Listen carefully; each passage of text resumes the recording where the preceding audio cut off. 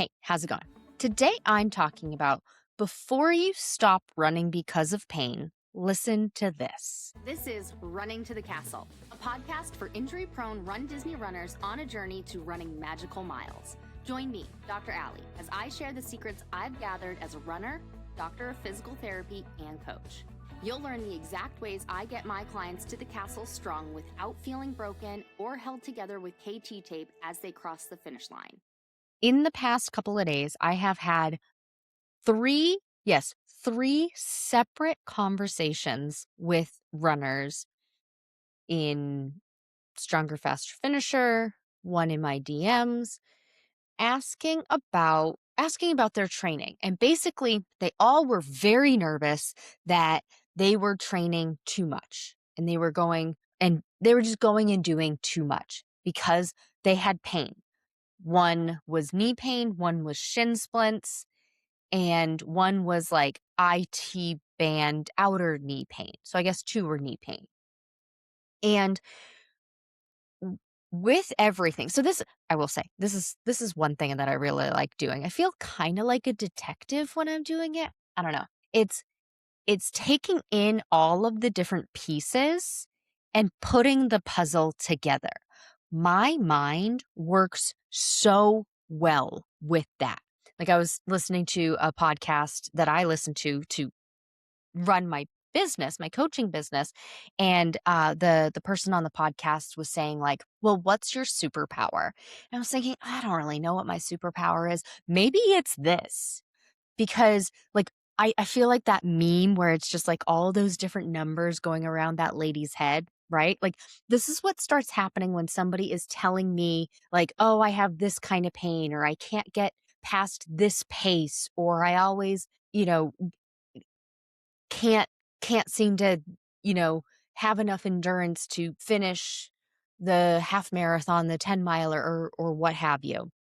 And so my mind starts putting all of these pieces together. And it's like, okay, let's take a breather. Because if you've been around for any length of time, you have heard me say pain means not this, not right now. It doesn't mean stop completely. And that's one of the ways that how I coach is way different than how other people coach.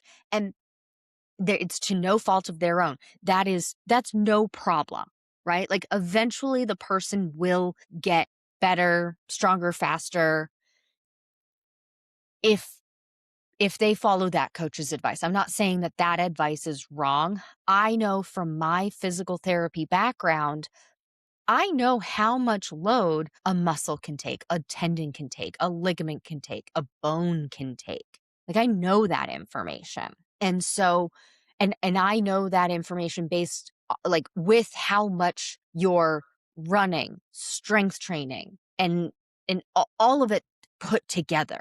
So I can look at or I can hear what somebody is doing for their training and I can tell them whether it's too much training and they do need to back it down to help their pain or if it's something else. And it could be something completely unrelated to running. So, what I don't want to have happen to you is I don't want to see you take a break for 2 weeks, come back to running, and the 2-week break, yes, you started to feel better, but it comes right back after a 2-week rest break. Now, going back to like these other coaches, personal trainers, and people who say like, stop what you're doing, that's fine because they may not know this other information of how much the body can actually take, what descriptions and symptoms mean a an injury that needs you to stop versus an injury that just needs an adjustment. And usually those coaches will say something like, well, go see a healthcare professional. I am a healthcare professional. I am giving generalized advice and I am not your healthcare professional. So, of course, take this information with that in mind. And if you know your body, and I say this to my clients all the time too, because I'm not their physical therapist, but you know your body way better than I do. But let's work through this. And if you still think that you should stop, rest, and go get an x-ray, get an MRI, talk to a physician? Absolutely. I'm not going to say don't do that. Let's work through it to see where we're at, right? So, one case in particular that I'm thinking about, this person had knee pain. And so they literally said to me, I can't imagine that 1 week of workouts pushed me over the edge and caused me to get injured. Just that statement alone, I can tell you no. Unless it's a traumatic injury, like you rolled your ankle, you stepped wrong and felt a pop in your knee, you got hit by a car, you fell down the stairs, you fell and landed directly on your knee or your tailbone or something like that. Those are traumatic, right? I'm not talking about that. If it was a regular workout week, no trauma happening, didn't get hit by a car, didn't fall down, didn't step wrong, it's unlikely, it is highly unlikely that the discomfort and pain that you're feeling now is an injury that's going to keep you out and was caused by this 1 week of injury. Excuse me, 1 week of workouts. So the runners did Princess Weekend and then followed the 2 weeks of rest and recovery as I have laid out in my free training plans, in my Stronger Faster Finisher program. And then this week was getting back into running. They pace tested, they did a speed workout, and they did a quote unquote long run. The long run was still low mileage in the 3 mile range. They did some cross training, and that was it. And so just hearing that information, I'm like, unless I am not hearing something, excuse me, unless I don't know, unless they are withholding information, which I don't think they are, then this set of workouts is not the culprit, is not the cause of the pain. And so then we started diving into things. And so one of the first questions I ask is, what did your warm up look like? What did your cool down and your post workout recovery look like? Because all of the things to build the speed, to build the stamina, to build the endurance all looked fine.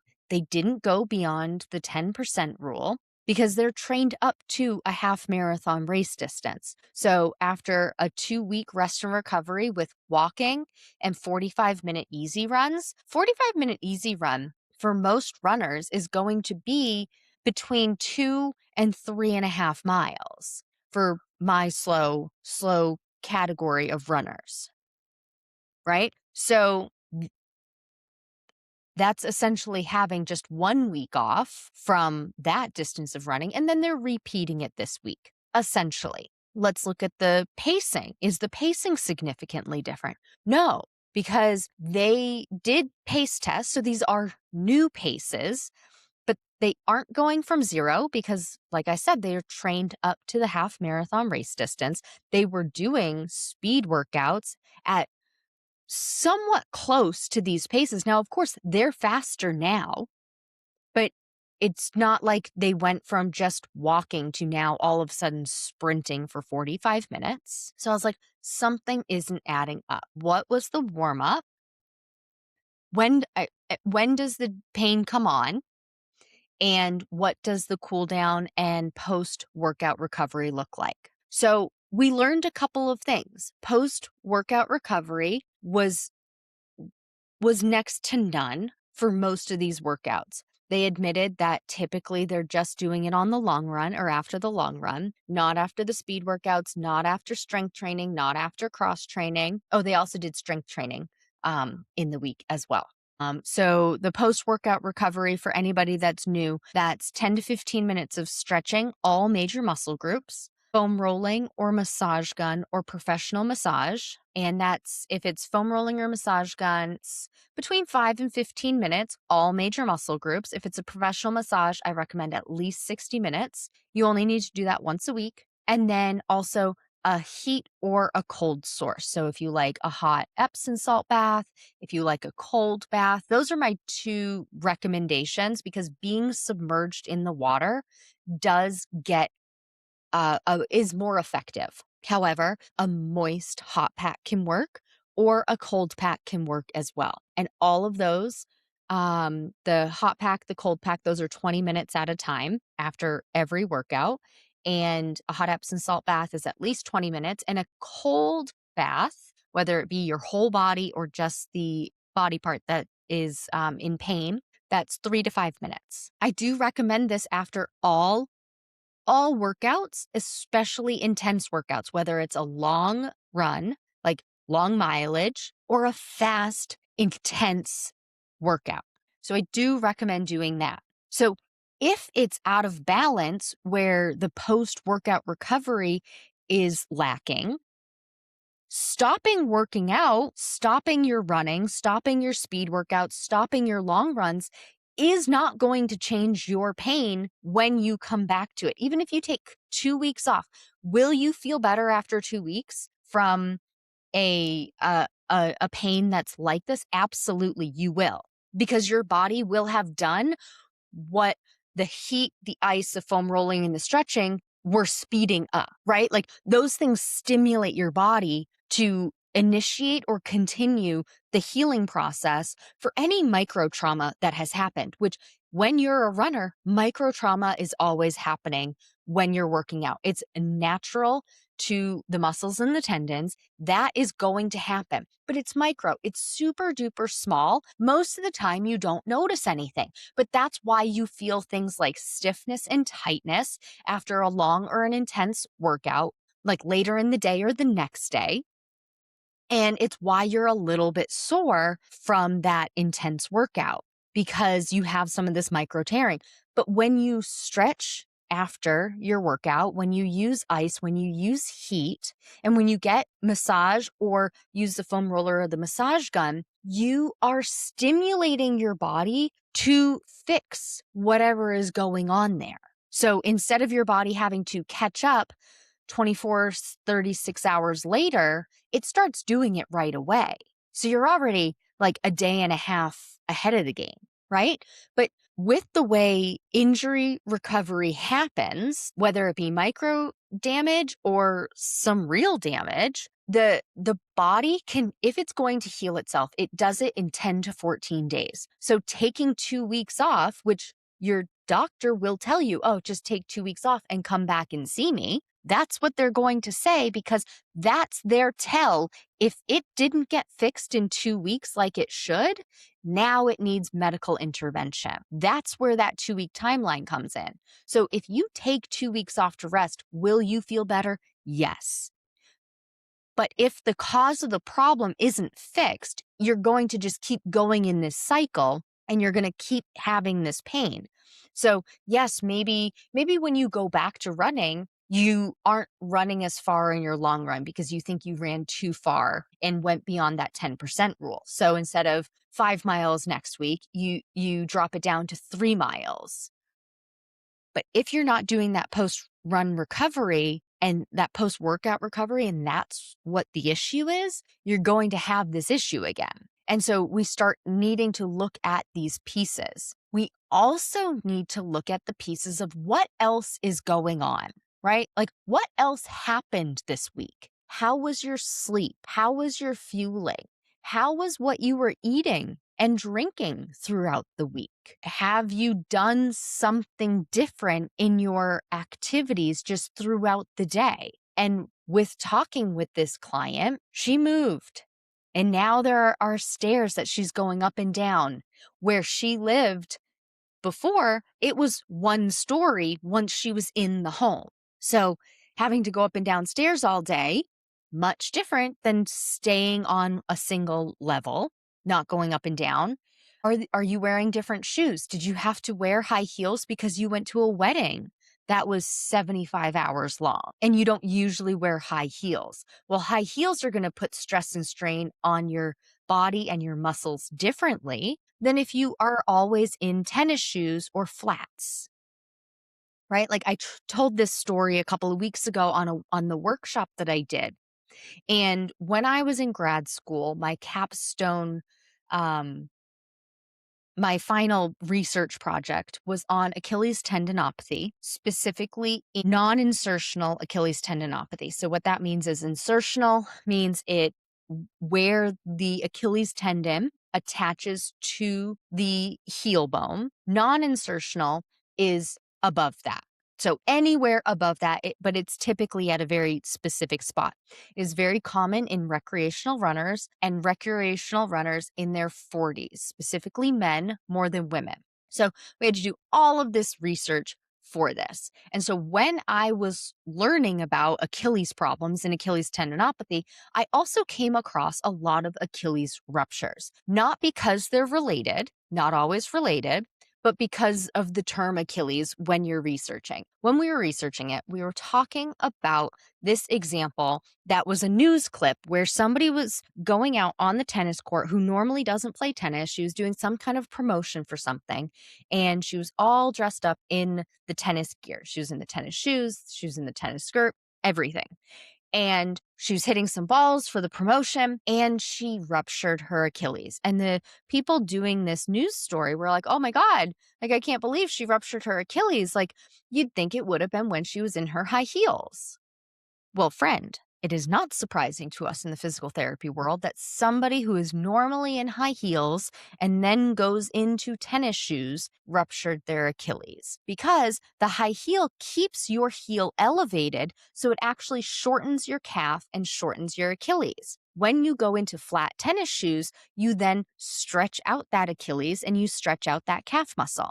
That's why the heel drop is so important on running shoes, and not changing that heel drop from shoe to shoe, like you personally not wearing different shoes with different heel drops, because it's going to put different stress on your Achilles. But no, it doesn't surprise any of us. Of course. Of course, that's when she ruptured it. Now, is that the outcome every time? Somebody who always wears high heels and then goes into tennis shoes, is that always the outcome? No. No, it's not. But I'm not surprised that it happened when she was wearing tennis shoes and not her high heels. But that's an example of something that's not running related, the shoe choice affecting some pain, right? So if it's a shoe choice from going to a wedding, which the high heel, when you're in high heels, the most common symptoms I hear people say are front of the knee pain. And it's usually a sharp pain, like somebody is tearing at their skin or tearing at their muscle in the front of the knee, and low back pain, because high heels make you arch your back and they make you bend your knee if you're going to compensate for how the high heels make the rest of your body look. And so if you're in high heels for 7 hours, I know I said 75 hours earlier. 75 is my exaggerated number in case you don't know. But let's say you were in them for 7 hours because you were part of a wedding party and you start taking pictures at noon, and then you're still dancing through 7 o'clock and wearing your high heels, but normally you don't. Does it feel fine when you're wearing them? Yeah, maybe. But the next day it might not feel fine, or 2 days later it might not feel fine, or not until you go on your run, it may not feel fine. So if you took 2 weeks off because that run felt like it injured your knee, but in fact it was because of the high heels, if you continue wearing the high heels because maybe somebody gives you a compliment and you start wearing them, well, then that's going to just keep causing this knee pain that wasn't caused by the run in this case. So when something hurts after a run, one, it's unlikely to be that singular workout or that singular week of workouts. Start looking at, what did I do this week that's different? What in the workout and outside of the workout? In my everyday life, is sleep okay? Am I eating the same? Am I wearing something different? Am I just doing something different? Am I going up and down the stairs all the time? Did I sit in a weird position on the couch? Am I sitting like that all of the time? Right? Start looking at these other things in addition to what you're doing in the workout. Pain is your body's way of telling you, not this, not right now. And if it's not happening during a workout, it can be really hard to pinpoint what's going on. But start looking at what did you do during the workout all week? What else is going on throughout your week? Am I doing my post workout recovery? Because that's another thing. One of the top questions I get when somebody has pain is, what strength exercises can I do to fix this pain? One, strength exercises won't fix the pain. Can it help prevent it from happening again? If it's a weakness issue, yes. If strength exercises have ever helped somebody, whether it was you yourself or another runner on Facebook, I invite you to look at what else were you doing. This is something that I saw a lot in the physical therapy clinic, where somebody would come in and they'd say, well, my neighbor Sally had knee pain. She's been seeing you for like a month or two. And she said that you'll give me strength exercises to fix my knee pain because the strength exercises you gave her fixed her knee pain. And I am so glad that Sally doesn't have knee pain anymore, but it wasn't the strength exercises. Because in physical therapy, all of the other stuff we do heat, we do ice, we do stretches, we warm up before exercise, we do mobility exercises to bring blood flow to the area. Maybe we do e-stim, maybe we do dry needling. Like, it's a whole combination. It's not one thing in particular.